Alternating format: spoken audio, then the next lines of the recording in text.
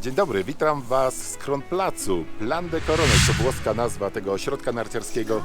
A pogoda, jak widzicie, przepiękna. Zapraszam Was na trasy tutejszego ośrodka. Oprócz tras, infrastruktury, którą Wam pokażę Wam też, mam nadzieję, że uda mi się zawitać tam do Muzeum Messnera, tam do tamtego budynku, czyli do Muzeum Fotografii Górskiej Lumen. Pokażę Wam jedną z najlepszych restauracji, jaka tutaj jest, i wiele innych ciekawych miejsc, tras, wyciągów, widoków. Zostańcie ze mną we vlogu, ponieważ będzie też konkurs, będą do wygrania gadżety. Myślę, że warto. Ja już uciekam na trasy, aby zrobić dla Was jak najlepszy materiał. Zapraszam na kolejnego vloga.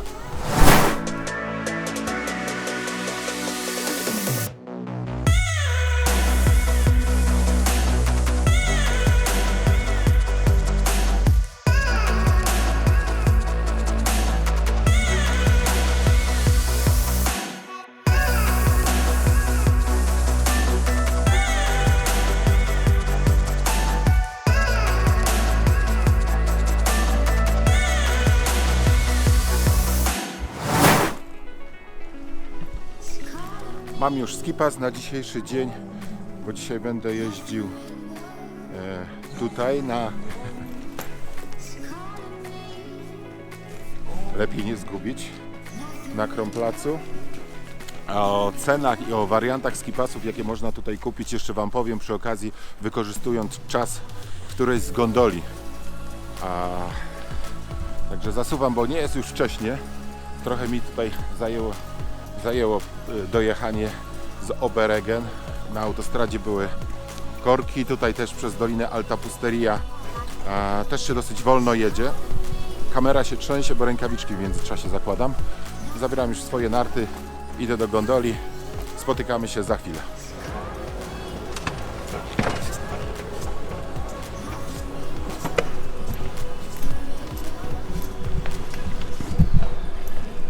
Podjechałem na główny parking pod Kronplacem, który zlokalizowany jest nad Bruniko, tutaj nad główną miejscowością, a w regionie chyba największym miasteczkiem, jeżeli chodzi o Dolinę Alta Pusteria, Pusterstal po niemiecku.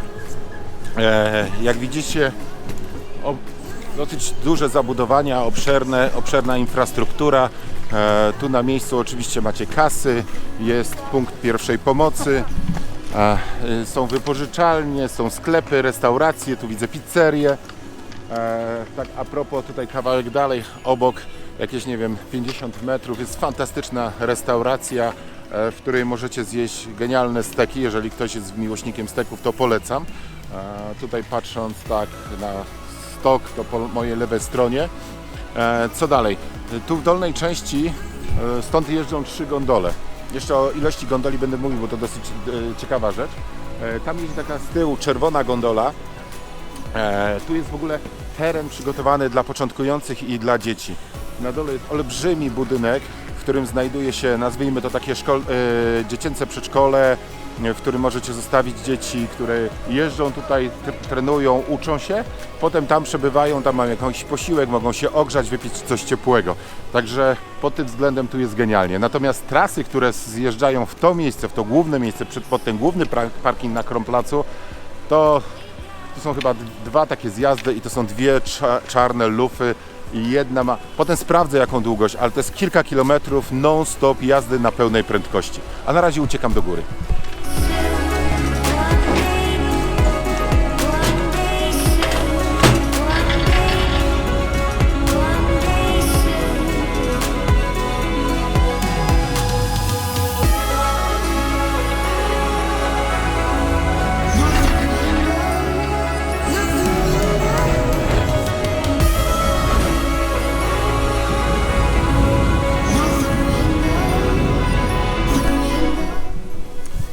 Kilka takich informacji o tym miejscu.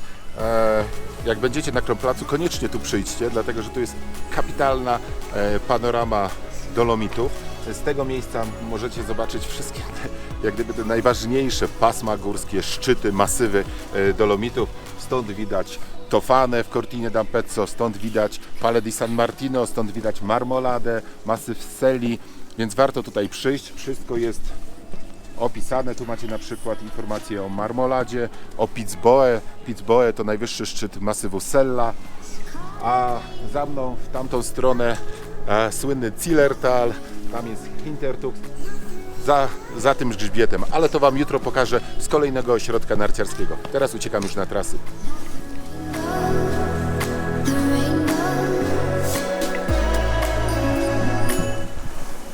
Pierwsze pokażę Wam część wschodnią Kronplacu. Tutaj do miejscowości Olang za chwilę zjadę, ale pierwsze z pierwszych miejsc, jakie chciałbym Wam pokazać, to taka bardzo ciekawa rzecz. Otóż chcę dojechać do stacji kolejowej, z której można z pociągu wsiąść bezpośrednio do gondoli. A dlaczego, czym to jest spowodowane, wszystko już Wam opowiem na dole. A teraz chętnie Wam pokażę, jak tam dojechać.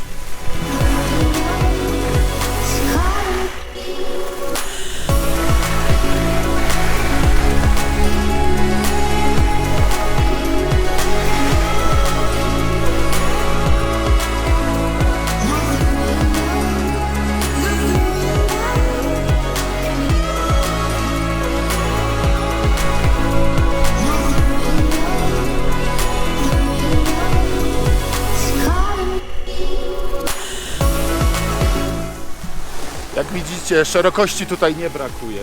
Wszędzie jest po prostu strasznie szeroko. Ta górna część to jest jedna szeroka trasa, która ma nie wiem ile, 300-400 metrów szerokości. No, wygląda to bardzo imponująco. Tutaj macie miejsce, gdzie można postawić giganty, można sobie potrenować, to dla klubów informacja.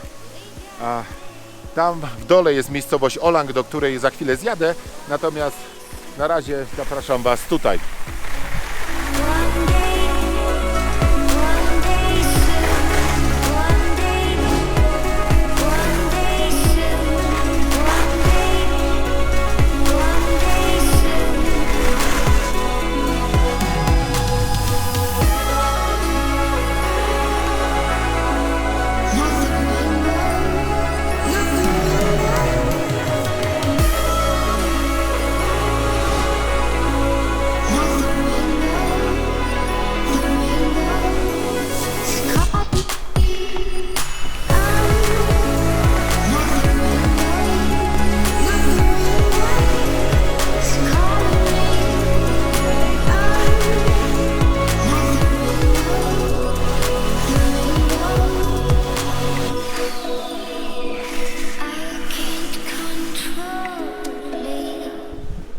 A pod koniec trasy mamy dwa warianty, dwie szesnastki, niebieską i czarną. Za mną w tyle panorama Brunico, Brunek, a ja dalej uciekam. Stok północny, bardzo, bardzo długi. To jest ładne kilka kilometrów.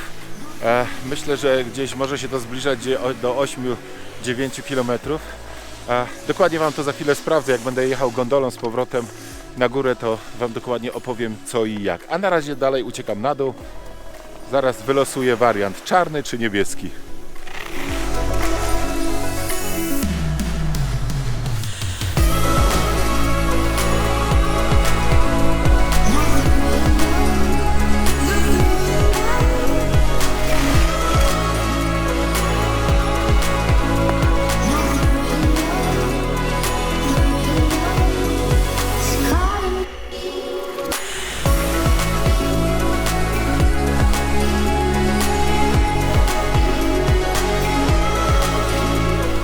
Specjalnie pokazuję Wam tą armatkę. Jak zauważyliście na tym odcinku, wszystkie armatki są niebieskie. Wynika to z faktu, że firma, która dostarczała te armatki, to Demag Lenco. Konkurencja dla Techno Alpin, który ogarnął inne ośrodki, m.in. nasz Szczyrk. A Demag Lenco to firma produkująca właśnie systemy naśnieżania, także tutaj z południowego Tyrolu. Także jeden z największych graczy na mapie sztucznego naśnieżania, systemów naśnieżania właśnie są tutaj z południowego Tyrolu.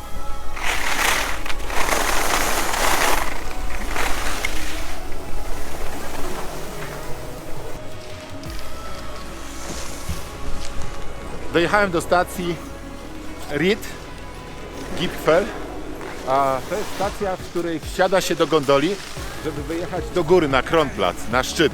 Ale zwróćcie uwagę, że wsiada się jadąc w dół. A dlaczego? Już Wam to wytłumaczę. Przejdę kawałek i zaraz Wam to wytłumaczę. Chodzi o to, że dojeżdżamy tam jest dolna stacja, tak naprawdę dolna stacja tej gondoli. I to jest też stacja kolei tutaj Pustertal Express, która jeździ od miejscowości Brixen-Bressanone do miejscowości Lienz w Austrii. Cały czas ten pociąg przejeżdża całą dolinę Alta Pusteria, Pustertal. Między innymi tutaj się zatrzymuje. Dlaczego o tym mówię? Ponieważ tutaj w dolinie Alta Pusteria możecie mieszkać tak naprawdę w dowolnej miejscowości. W Kienz, w San Candido, gdziekolwiek.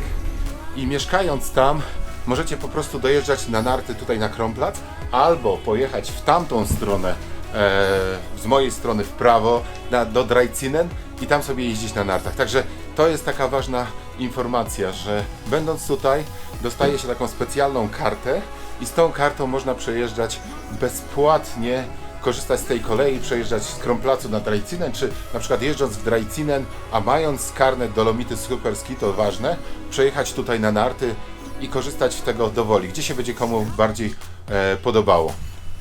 I tak samo nie trzeba mieszkać bezpośrednio pod stokiem, tylko można na przykład wybrać nocleg gdzieś w jakiejś mniejszej miejscowości, gdzie jest na przykład nie wiem, ciszej, niższe ceny są hoteli. Także to są te zalety ekspresu, który tutaj przez Dolinę Pusteria jeździ. Wszelkie informacje oczywiście znajdziecie na stronie Kronplatzu, tam są linki do informacji o rozkładzie jazdy tego pociągu. Fajnie to wygląda, ja Wam pokażę, tutaj wysiądę na chwilę, popatrzcie się. Tam jest peron pociągu, tam staje pociąg, przechodzicie przez bramki, wsiadacie do gondoli. Trochę czasu zabiera wyjazd z góry. O, jak fajnie grzeje w tyłek kanapa. Cieplutko przejeżdżaliśmy przez stację pośrednią. A tak jeszcze wracając do tej trasy, którą zjeżdżałem na dół, do miejscowości Percza, tam gdzie jest dolna stacja tej kolei, która aktualnie jadę i stacja kolejki ekspresu Pustertal, to wyliczyłem z mapy, bo to jest łączna długość 3 odcinków, więc wyliczyłem z mapy, że to jest prawie albo nawet ponad 10 km jazdy non-stop. Kilka informacji na temat ceny. Macie tutaj możliwość tak, albo wykupienia skipasu tylko i wyłącznie na Kronplatz, albo wykupienia skipasu Dolomity Superski. Ten drugi skipas uprawnia Was do jazdy w 12 ośrodkach narciarskich, w regionach właściwie narciarskich. 1200 km tras jest dostępnych wtedy.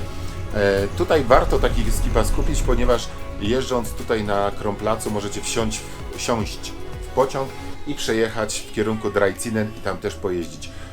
Summa summarum macie dosyć sporo tych kilometrów tras, bo jest grubo ponad 200.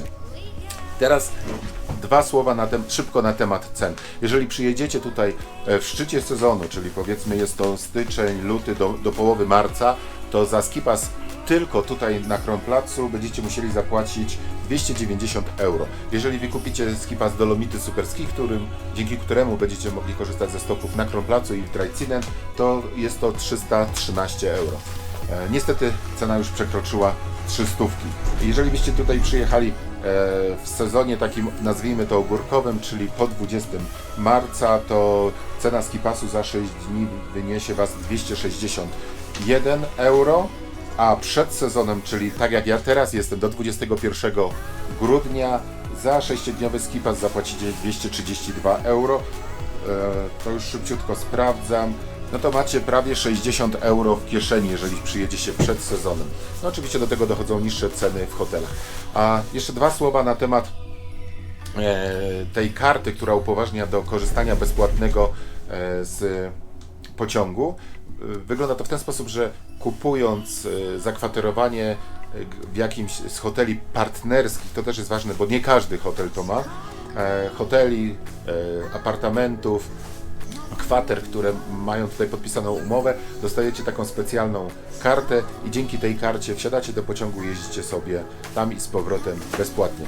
Jeżeli przyjdzie Wam ochota, nie wiem, jest brzydka pogoda, to wsiadacie w ten pociąg, jedziecie na przykład do Brixen, do większego miasta, albo jedziecie w drugą stronę do Austrii, do Lienz i tam możecie też sobie troszeczkę pozwiedzać, a potem wracacie tutaj z powrotem za darmo. Wszystko jest zawarte w cenie. Ja już dojeżdżam na szczyt Kronplacu i teraz uciekam w kierunku miejscowości Olang.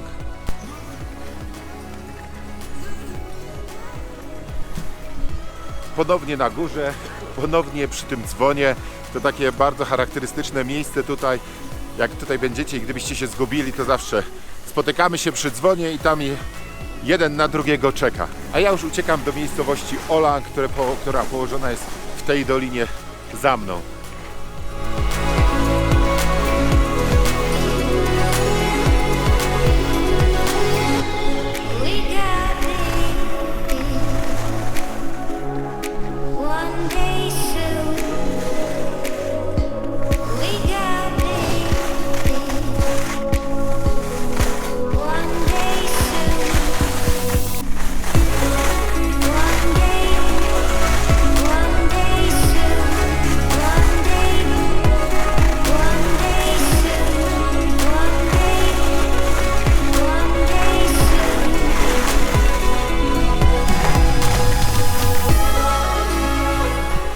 Jak widzicie, na jaką trasę bym nie wjechał, to po prostu lotniska.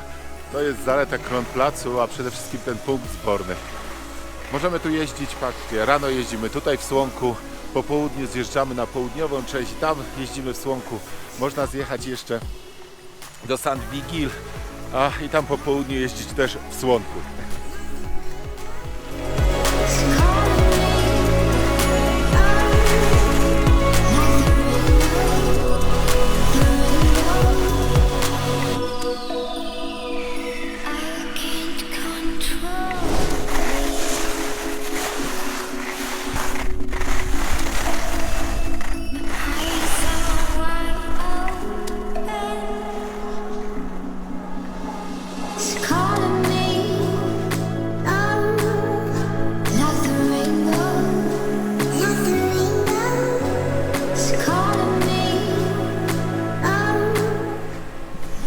Tutaj dla odmiany żółte armatki czy Techno Alpin na śnieżach, także różne trasy są obsługiwane, czy śnieg powstaje z różnych systemów naśnieżanych dostarczonych przez różne firmy.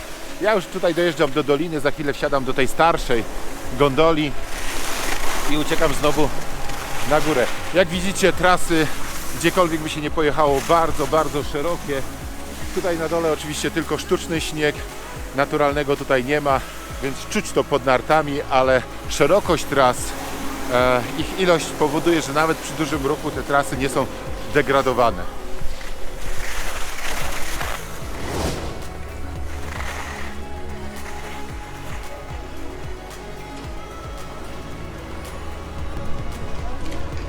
Korzystając z tej dużej mapy, pokażę Wam, gdzie jeździłem dotychczas, którędy zjeżdżałem. Więc tak, przyjechałem tutaj do Riscone, tutaj zostawiłem samochód, tu jest główne miejsce, skąd wychodzą gondole na szczyt Kronplacu.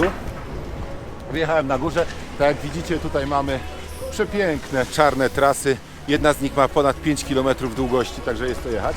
Następnie zjechałem tutaj do Perczy, do Perki, miejscowości, w której znajduje się dworzec kolejowy połączony od razu ze stacją dolną gondoli. Wyjechałem do góry, a teraz zjechałem w tym miejscu na dół tutaj do Olang. Udaję się do góry i potem pokażę Wam drugą stronę, południowo-zachodnią stronę.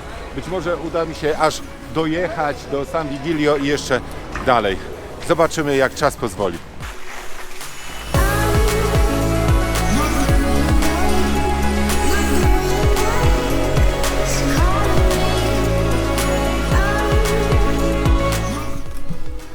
Luem Museum.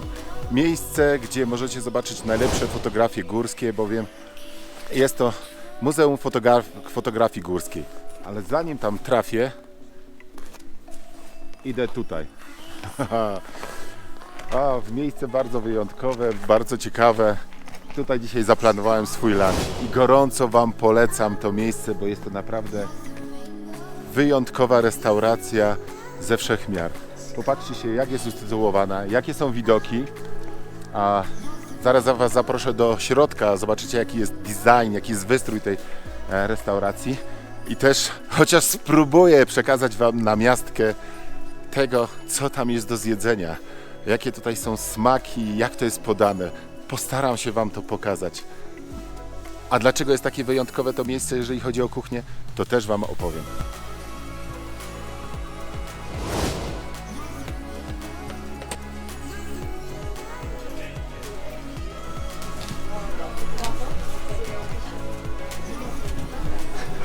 I co powiecie na taki widok, na miejsce z takim widokiem, a jeszcze zobaczycie jaka tu jest kuchnia. Postaram Wam się to przekazać. No, genialne miejsce.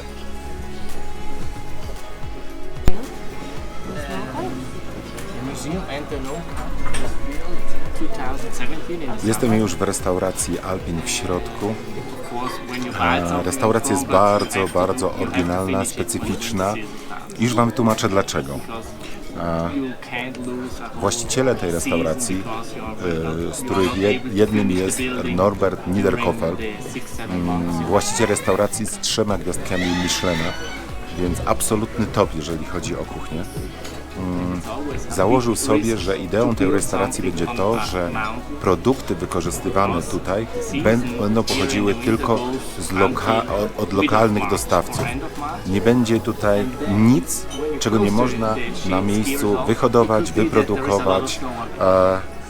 Dla przykładu, nie dostaniecie tutaj na przykład wody z cytryną, ponieważ tu się nie serwuje. Tu w kuchni w ogóle nie ma cytryny, nie wody, tylko cytryny. Nie dostaniecie tutaj drinka, jeżeli chodzi o na przykład takiego jak Aperol Spritz, bo oni nie mają Aperolu, bo Aperol nie pochodzi stąd. Natomiast jest tutaj Montagne Spritz, który jest przygotowany na bazie właśnie lokalnych produktów, które są produkowane tylko i wyłącznie tutaj w południowym Tyrolu lub w Trentino. Na zdrowie. Okay.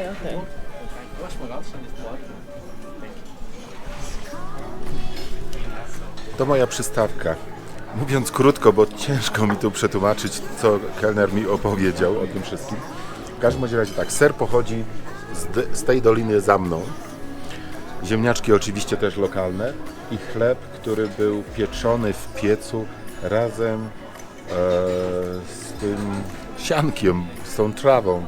Także przejdzie pewnie smakiem. Wszystko jest lokalne, wszystko jest świeżutkie, przygotowane. No cóż, pozostaje mi zacząć testować, a Was serdecznie tutaj zapraszam. Otrzymałem już danie główne, zamówiłem sobie i będę miał przyjemność konsumować spaghetti z sosem pstrąga. Do tego jest ikra pstrąga plus jak się nazywa? Plus tatar z pstrąga. Także wszystko jest wykonane z, powiedzmy, oprócz spaghetti z Nawet ten sos, który jest tutaj w środku, jest na bazie właśnie, jakby to, nie chcę użyć słowa resztek, ale tego, co zostaje po wyczyszczeniu pstrąga, jest to gotowane i przygotowane.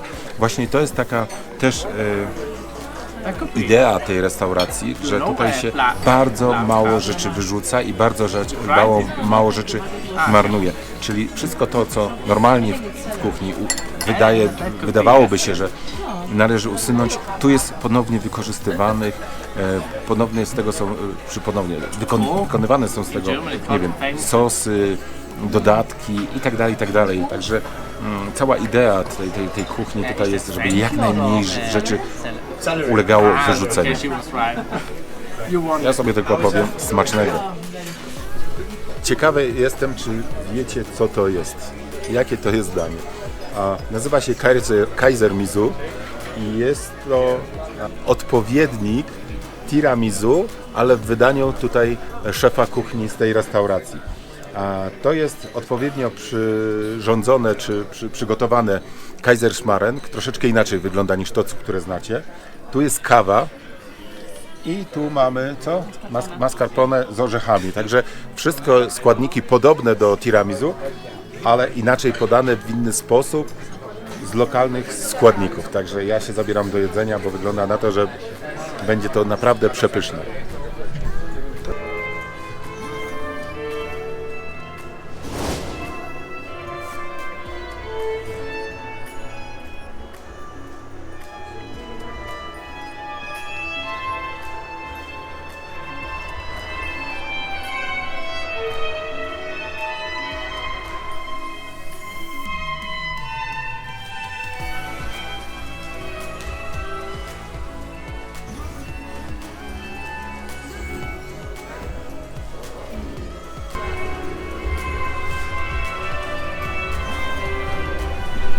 Jak Wam się podoba taka forma prezentacji górskich zdjęć?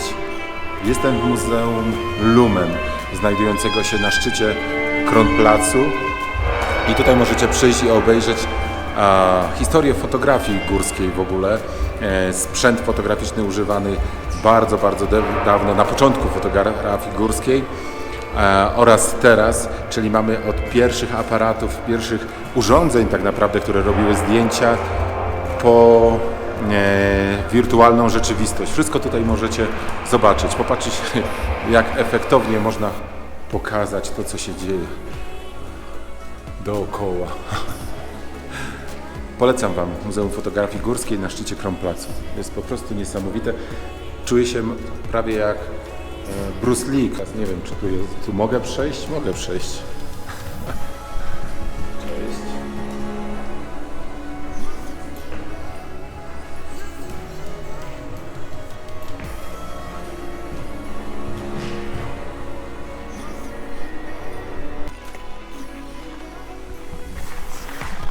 Muzeum Reinholda Messnera znajduje się tutaj na szczycie Kronplacu. Jest to jedno z kilku muzeów, w którym możecie się dowiedzieć na temat alpinizmu, na temat osiągnięć Reinholda Messnera, tego jak zdobywał góry. Możecie się na temat gór bardzo dużo dowiedzieć. Co w tym konkretnym muzeum jest takie wyjątkowe, oprócz samego Reinholda Messnera, to kto zaprojektował ten budynek. Został zaprojektowany przez studio, przez znaną projektant Zahę Hadid, wielokrotnie nagradzaną za swoje projekty i między innymi tutaj też przyłożyła swoje dłonie do tego budynku. Jak będziecie tutaj na Kronplacu, polecam Wam, żeby tutaj zajrzeć. Ja dzisiaj nie wchodzę do środka, bo mam tylko jeden dzień na cały Kronplac, a chciałbym Wam jeszcze pokazać trasy, które tutaj są po mojej prawej stronie, które schodzą bezpośrednio do San Vigil, i trasę Pucharu Świata, gdzie najszybsze kobiety ścigają się w zawodach slalomu giganta.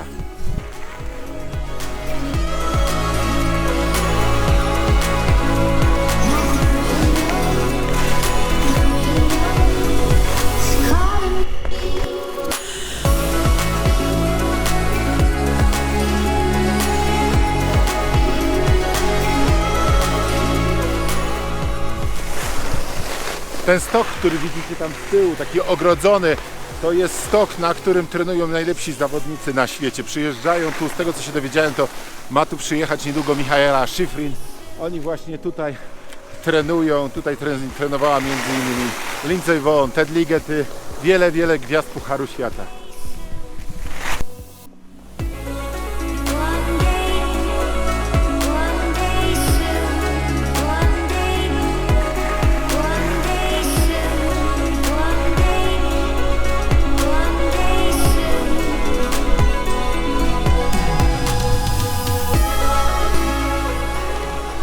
A tutaj nowość dla mnie, nowa gondola. Kiedyś trzeba było tamtą gondolą do góry wyjechać, żeby zjechać dalej do San Vigilio. Natomiast teraz tą gondolą się tu podjeżdża. Tak właśnie widziałem, że coś za łyso tutaj jest, coś za dużo drzew wyciętych, jakieś nowe trasy powstało. A to w ten sposób zrobili.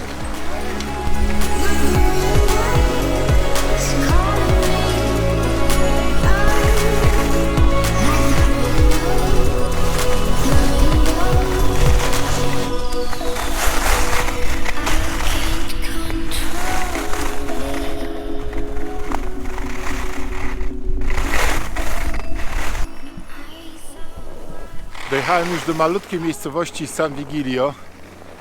To te parę hoteli. Po drugiej stronie dalsza część trasy. I tą trasę, którą tam widzicie, ta główna, z waszej po prawej stronie, to trasa Pucharu Świata. Tam kobiety ścigają się w gigancie. Najlepsze zawodniczki na świecie tutaj przyjeżdżają. Bodajże raz na 2 lata. W przyszłym roku chyba tutaj będzie gigant. Ja już tam nie pojadę. Trochę szkoda, ale po prostu już nie mam czasu. Jeden dzień na Kronplatz to strasznie mało. Powiem wam tylko tyle, że tam mamy czerwoną i czarną trasę, wyjeżdżamy gondolą na górę i w drugą stronę do Pikulin chyba się nazywa ta miejscówka, a też jest tylko jedna trasa czarna. Także jest tutaj co jeździć, jest gdzie się zmęczyć. Ja wsiadam do gondoli i wracam z powrotem w kierunku Kronplacu, żeby jeszcze wam pokazać ostatnią trasę, którą dzisiaj będę zjeżdżał. To najdłuższa czarna trasa tu w regionie, ponad 5-kilometrowa. A o czarnych trasach jeszcze za chwilę wam powiem. Kilka informacji na temat tras narciarskich i też między innymi czarnych tras. Otóż tutaj na terenie Kronplacu mamy 119 km tras narciarskich, z czego 52 km to trasy niebieskie, 42 km to trasy czerwone i aż 25 km tras czarnych. I teraz taka dla was informacja, taka ciekawa sprawa. Aha, mój telefon się ładuje, to nie jestem w stanie wam tego pokazać, natomiast do czego zmierzam?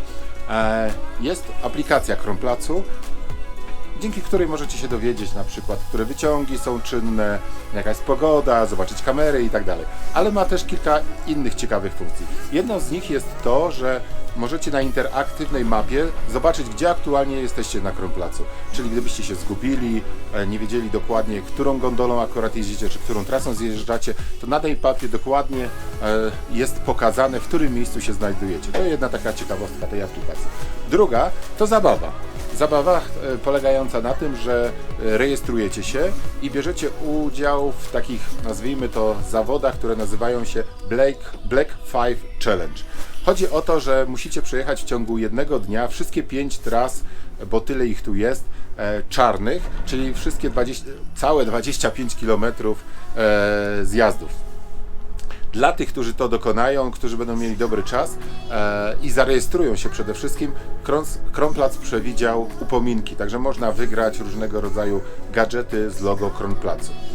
Wracając teraz do statystyk, na Kronplacu są 32 koleje, ale tutaj taka też interesująca informacja, że w tych 32 aż 22 to gondole. Także można powiedzieć, że praktycznie Kronplac z gondolami stoi. Kolejna rzecz to krzesła, jest ich 4, tylko 4 i 6 orczyków.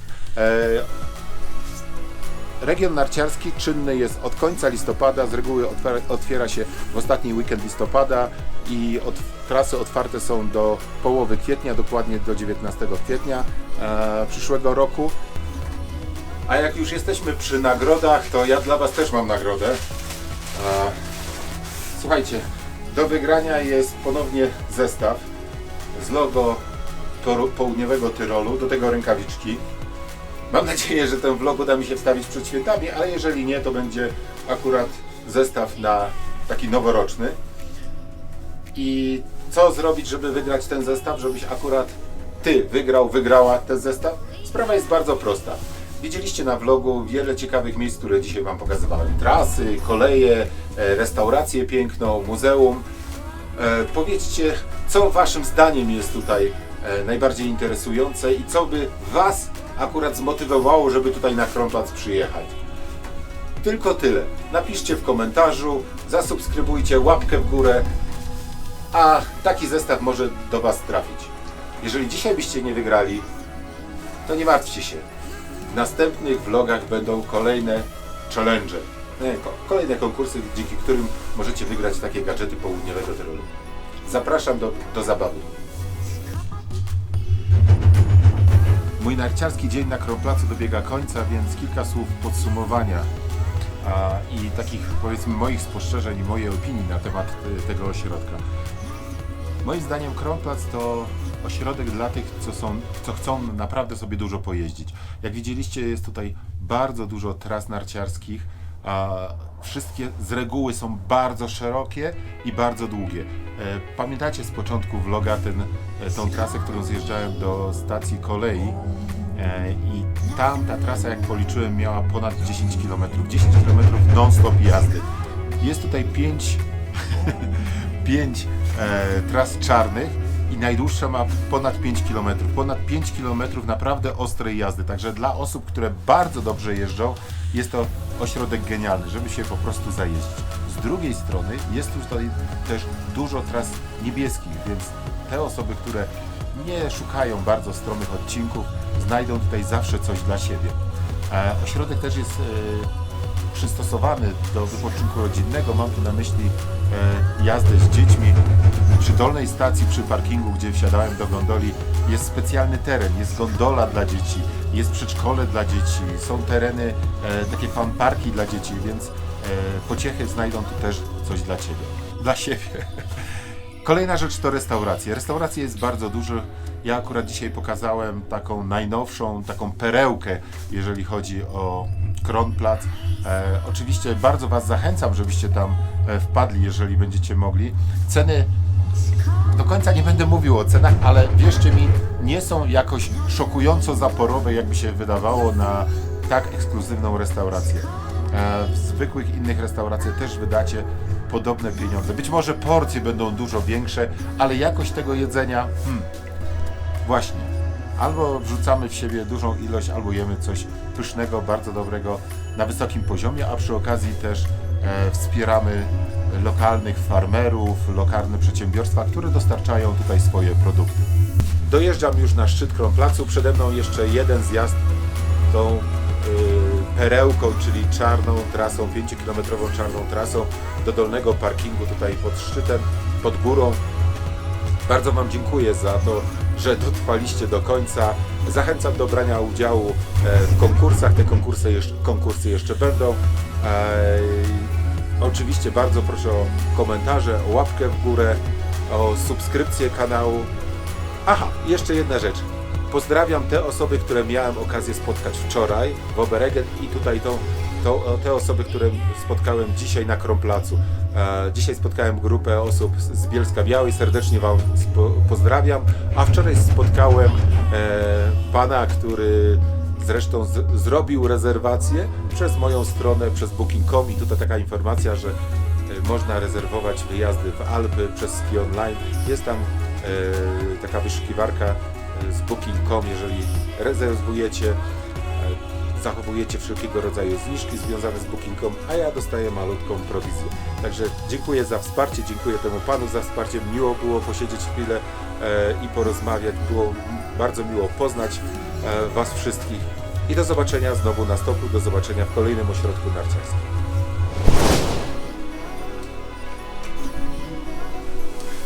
Słuchajcie, chciałbym Was zaprosić do pokoju, bo jest naprawdę wyjątkowy. Hotel Winkler. Chodźcie, pokażę Wam, jak może wyglądać nowoczesny pokój. Popatrzcie się.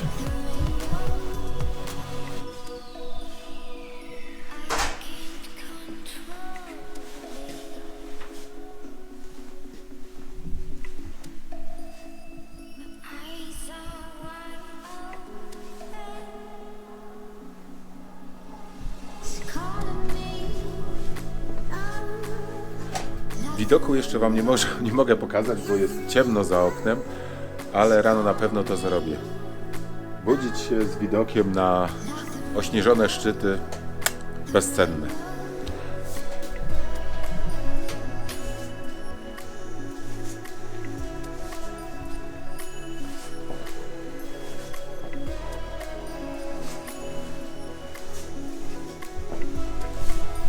Taki apartament rodzinny, tu jest jeszcze miejsce dla 2 osób, może znajomych, może dzieci. I obok taras. Pokażę Wam też, jak taras wygląda, bo tak a propos. Patrzcie się, jak wygląda jeszcze taras.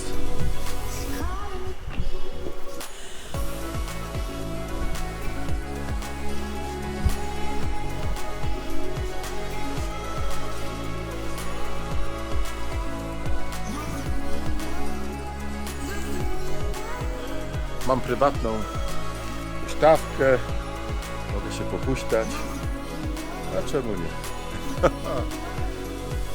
No cóż, w takich ciężkich warunkach też mi czasami przychodzi pracować. Co zrobić? Taka praca. 22 lata ciężkiej pracy przez Ski Online. Czasami się w ten sposób zgadza. Oczywiście hotel dla tych wszystkich, którzy cenią sobie absolutną wygodę, doskonałość. Jeszcze Wam coś pokażę. Popatrzcie.